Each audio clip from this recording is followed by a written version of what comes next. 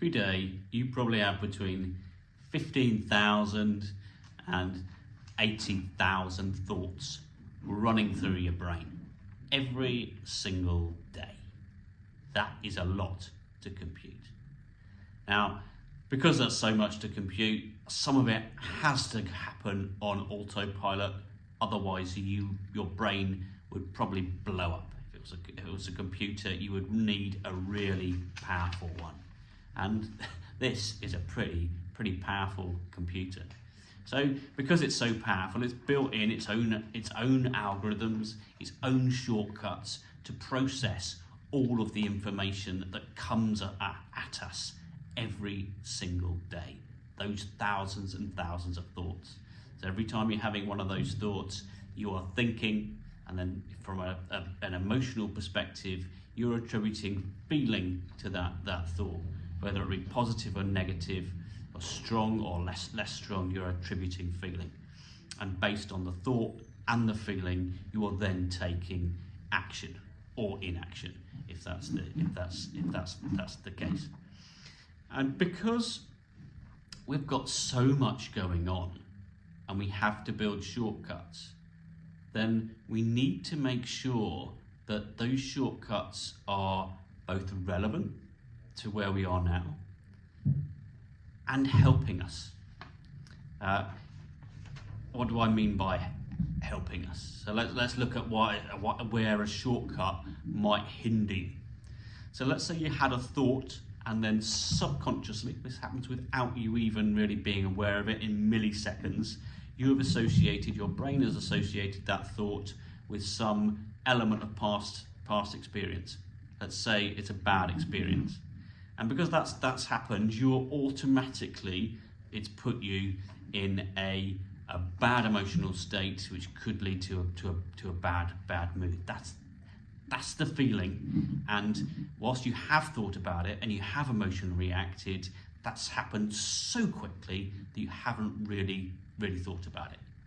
And depending on how strongly you felt about that could put you in a negative state for a couple of seconds, or it could impact your mood for the whole day. Or if you thought like the same thing day in, day out, it could actually become your personality of how you felt if it's really ongoing and really serious. So what can you do about it? The trick is to be self-aware. The trick is to then spot those shortcuts. So it's difficult necessarily spotting the early thought or the early emotional feeling, but ask yourself, hang on, why am I feeling like this? All that's happened here is I'm late, that person was late for a meeting, for example, and I'm feeling rubbish. Now, in my brain, perhaps I have associated someone coming late to a meeting with something far more deep and meaningful than the current situation.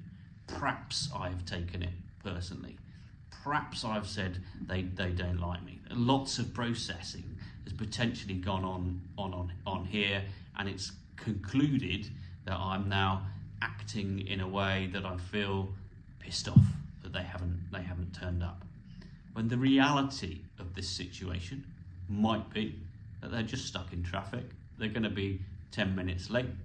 They aren't able to phone me and politely let me know that.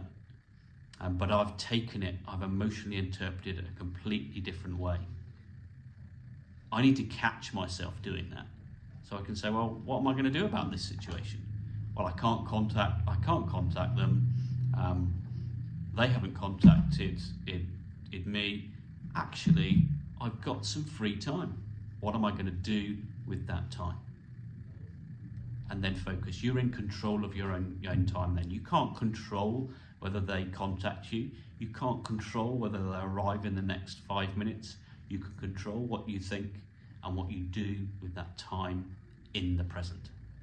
So pick up on those little things.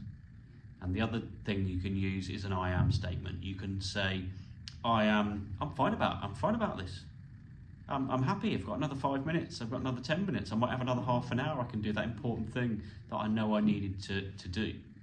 The alternative would be to get really, really wound up, really emotional, and it might actually put you off doing anything constructive for half an hour or so. That, you would probably agree, is a total waste of your time. So pick up those little triggers that are impacting you so you can make a difference to your life. The first thing is self-awareness. Focus on your self-awareness.